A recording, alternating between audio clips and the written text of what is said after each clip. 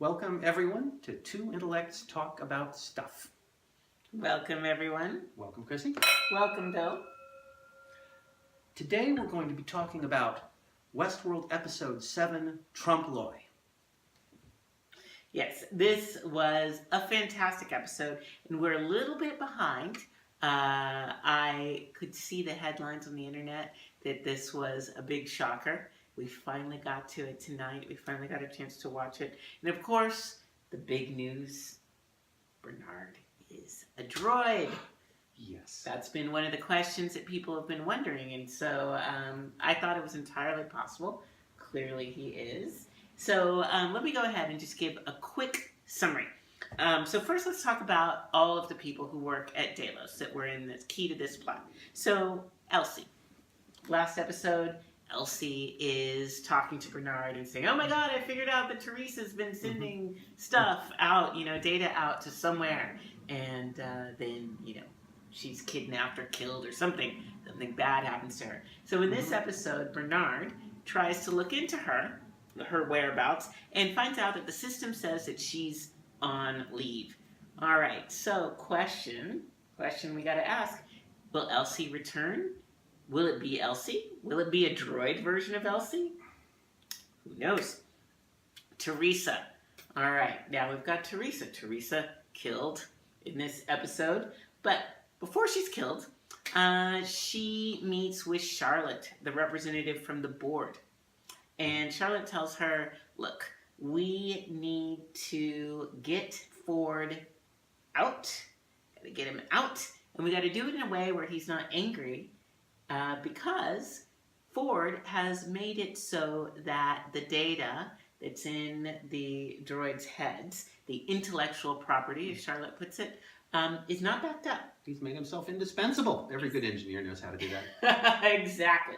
So he's done that, and we learned that's one of the reasons why Teresa had droids that were transmitting information outside of the park to deal with that problem. So she confederates with Charlotte. They come up with this plan where they're going to create a situation where they can have what Charlotte calls a blood sacrifice. So they kidnap Clementine so that they can demo before Ford and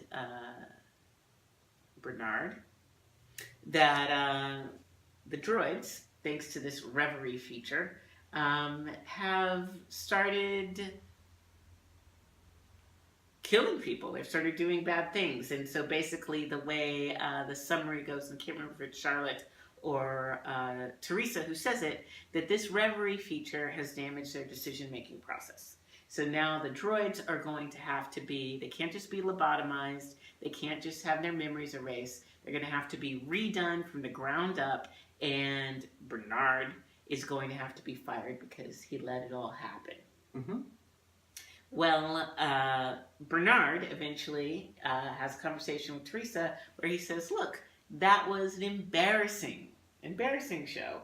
And I could see all the traces of meddling, and I know that you did it. And then he confides in Teresa all these things that he knows about Ford. And then he leads Teresa down to the little replica of Ford's childhood home where Ford is able to explain to her what's really going on, revealing that Bernard is a droid and killing her. Monologuing just like an evil villain. Exactly. Now this makes me wonder, if we can have Bernard being a droid, maybe Charlotte's a droid. Because back at the restaurant scene a few episodes ago, Teresa said, oh yes, the board will send a representative. And Ford sagely says, well, yes, I believe they've already sent one. And she looks surprised. Well, he must know about Charlotte at this point, and as far as I know, Ford knows about something in advance, maybe because he built them. Yes, and I wondered the same thing, especially when Ford tells Teresa there needs to be a blood sacrifice. Same phrase. Same phrase. So, is Charlotte a droid? One of the questions I think this episode raises. We know Bernard is a droid. We know Bernard is a killer. So, Delos. Meanwhile, on the surface, in the game, We've got William and Dolores. They're on the train with Lawrence, right along. They're in love. They finally consummate that relationship. So cute. And William says, now I feel alive. I feel so real. I loved my books. And we see a tension between their two worldviews where William is very interested in narrative and fiction, and Dolores, like a good little Buddhist, says, I just want to know what it's like to be in the moment. Good tension. So you were going to talk about some more plot before we get into key scenes? A little more plot, because we cannot forget about Maeve. My favorite. Maeve, who was so key in the last episode and in this episode.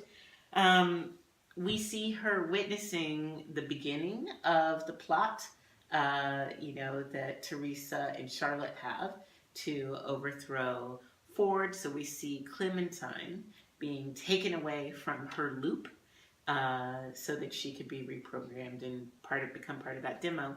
Then we see her witnessing the aftermath of that when Felix's colleague has to lobotomize her. And we just see Maeve witnessing that and very improbably not being seen by Teresa and Bernard, who are just walking around. Beautiful naked woman standing there staring into your glass lab. Who'd notice? So to me, that raises a question. Is Maeve part of the plot?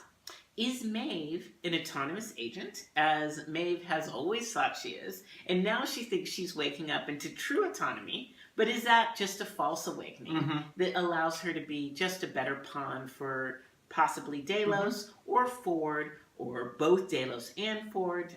I don't know. Another really great question. But I think that the title and all of these... means to fool the eye in French. Yes, thank you. I think that title and all of these questions that are being raised point to an implicit question, which is, what does the board see? What do they see, and what do they think they see? Well, everybody seems to be managing the board's expectations. Yes. Now, what I wanted to talk about was, in some sense, what the board wants, and not so much what they see, but what they're trying to make happen. So I'm going to be delving into a couple of scenes where, first of all, where Teresa's talking to Charlotte, and then where Teresa's talking about Bernard, and about data and research and all this other corporate stuff I'm always intrigued by. Yeah, I love that, and that's something that I'm really glad we're going to get to, and if you weren't doing it, I would. But since you are, I'm going to draw our attention to the scene between William and Dolores. Before we leave plot summary, I just want to invoke a quote from Ford when Bernard is looking at his plans. Teresa says, she's like, what are these? And Bernard looks at him. It's clearly, the plans for designing him. It's the picture of him, right? Yes. It's clearly Bernard. And Bernard the droid looks at it and goes, I don't see anything. And that's when Ford makes his appearance in the scene, and he says, they can't see the things that will hurt them. I think that is true for most people. It's a classic way of understanding how ideology works. But I think it's also true for corporations when they think that they know everything and they can be blindsided. They cannot see the things that will hurt them. So I'm going to close out the plot summary, and let's go ahead and talk about your key scene. Okay. Well, the scene or pair of scenes I'm interested in. First of all, Teresa shows up and interrupts Charlotte having a great deal of fun, I suppose. But they get down to business really fast. And what Charlotte says, basically, we don't care about the people who are, what we care about is the IP, the code, and then she says, but the real value is our little research project. Whatever that is. It's left hanging in the air. Now, later on, a few minutes, I guess, Teresa and Bernard are in the elevator, actually toward the end of the show, and finally coming clean. He admits he knows she stole or piped out data via satellite or something. And she says, yeah, but Ford wouldn't let us back up anything. This might be the last time. In fact, this is the last time we get to hear the real Teresa say anything. So it probably counts a lot. And what she said, most emphatically, is there's more at stake than the host profiles. The corporation isn't interested in tourists playing cowboy, which of course is what everybody has been led to believe the whole time. It reminds me of a prediction I made a few episodes ago, that it's really about data gathering. Yes. That Westworld is not mostly about the 40 grand per person and the entertainment. It's about gathering data. The question is, what kind? Well, first of all, we know it's not data on the host, because Teresa just said the host mines, which the corporation owns. Fine, fine, fine. Not backed up, fine. But that's not what the corporation really wants. Maybe the research project is not gathering data on the hosts. What's left? Guests.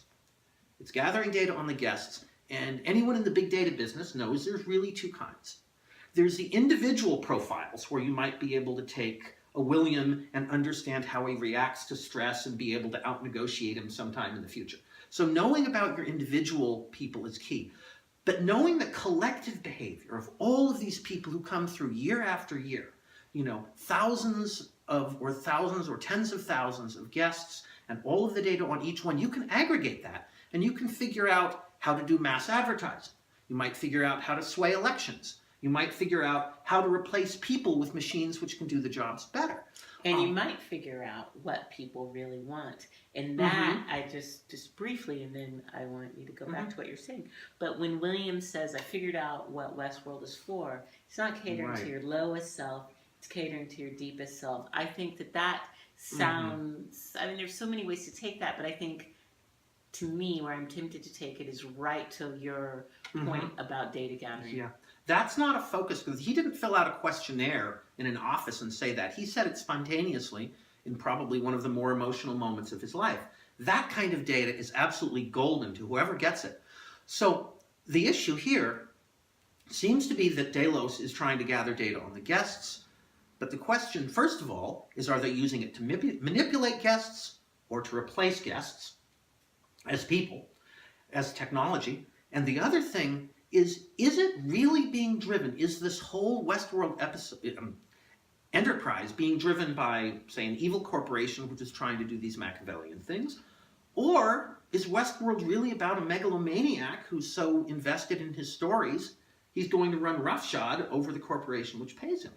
I'm not sure we know that yet. We don't. And that is one of the things, I think that question will probably stay alive the entirety of this season and probably for most of the seasons to come. What is going on here? Is this about data gathering, or is this about the power of narrative and narrative desire? And that brings me right to the scene that I wanted to talk about, where we have William, who, there's a lot of speculation. Is William just William, or is William actually the young version of the Man in Black? I think that this episode puts a lot of points on the side of William as Man in Black. There were several echoes. One of them was William, with Dolores, saying that here in Westworld, he's finally caught a glimpse of what it would be like not to have to pretend. And I think that echoes with what the Man in Black was saying, that I was born here, he says, of Westworld. I was born here in Westworld. Now, just to catch up, that idea is that whenever we see William and Dolores, we're actually looking at 30 years in the past. Yes. Well, as we see the Man in Black, we're looking at now, even though the sets are the same and the characters look the same and all that. That's the idea, right? Right, that's the idea. And so, yeah, that goes to the other big speculation that there are two timelines. So if there are two timelines, that means that this show right now is using flashback sequences way more than most shows do, and without the usual signs. Usually, if a show wants to indicate wants to use a flashback, they will indicate the little wavy stuff over the screen or something. Yeah, okay. Or sometimes more subtly. But the main key, the main giveaway for a flashback is that the characters are a different age. So that you have a character and then you see the character as a child, or you see the character in the youth. Well, we've got this world of ageless droids. So when we go back in time, Dolores looks the same 35 years ago and also in the narrative present. So that's just a fun little thing that this show is doing for us as viewers. We can't tell flashback sequences from the narrative present.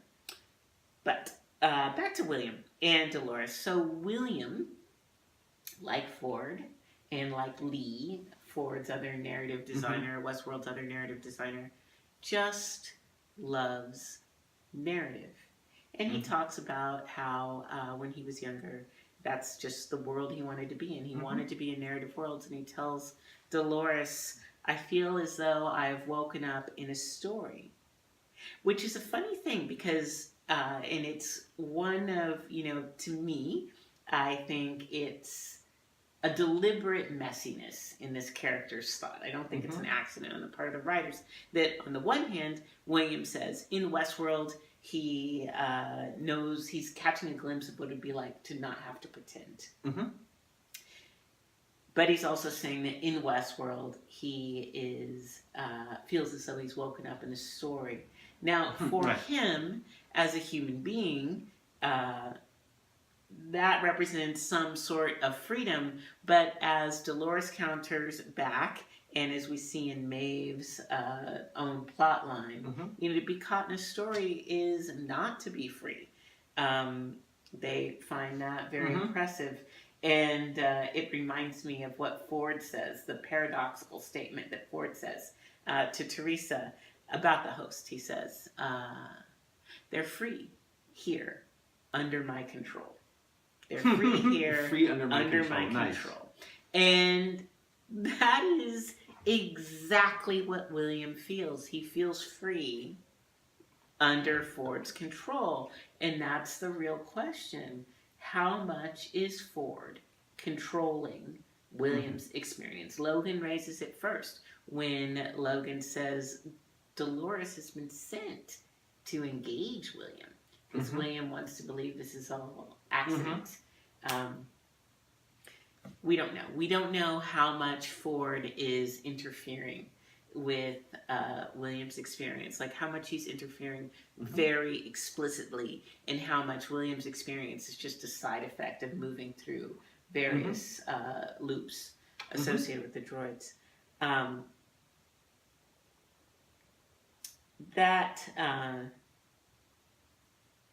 The other thing that I want to say about that scene is still getting at that tension between free will versus determinism, as I talked about for episode 6, or autonomous choice and original thought, which I think is more the language closer to the show. Autonomous action and original thought. Just getting back to that, I love the moment when William, trying to be romantic, says to Dolores, Dolores, you've unlocked something in me. And Dolores says, I'm not a key, William. I'm just me. The idea, even William, William, the youthful character, thinks of himself as so good, but even in that language of, understanding Dolores as a key, I mean, that's an object, and she's saying, no, I'm not an object, I'm a person. I'm something that has, a will and a plot line of my own that's independent of you. So, it's like, I am not a number. I'm a person. Exactly. I'm Jean Valjean. Yeah, exactly. It keeps showing up everywhere. Oh. So, this episode was fantastic, and it makes sense that this episode would be so jam-packed full of things. It's episode 7, so we are right about midpoint. Good narrative should have this kind of action happening around this point. So HBO, I think, is doing very well with the pacing, just like some of the best Victorian novels. I applaud you, even though I know you guys over at HBO are very skilled. Well, I think it's cool. I'm a little bit confused by not knowing who's a person anymore. Or whose motivations are going on. So they've stirred it up so well, I'm a little bit muddled. But I get to see enough terms about software, enough ideas about what data is and how you use it and how you write the algorithms. So they're doing a wonderful job applying that stuff, even if they're playing a lot of switcheroo. So I'm looking forward to the next few. They really are doing a wonderful job taking these age-old humanities questions, translating them into software terms, and reminding us that these questions are especially relevant to us as we engage with persuasive technology and with the internet and with these digital devices, and immerse ourselves in these worlds, which are only going to become all the more attractive. One final thing I want to say before we close out. I just loved in this scene how we got to see a little bit more of what Westworld looks like and where the offices are in the world. So all those scenes where they show the windows inside of the mesas. And you could only see it from above, so from below you couldn't tell there was an office park up there. It's fantastic. I want an office there. And it sort of is a nice contrast with the interior of the space, which is all glass, open plan, very sinister, and just reminding you of the overall goal to be able to read the guests like a book. Yeah, well, it's actually a model for the hosts themselves. The hosts look like people, but they're actually computers inside. This looks like a mesa, but it's actually a secret laboratory. Going down 82 stories at least, right? Yeah. Impressive place. I'd like to visit it sometime. Very impressive show. Thank you for watching us. All right. Bye-bye. Bye-bye.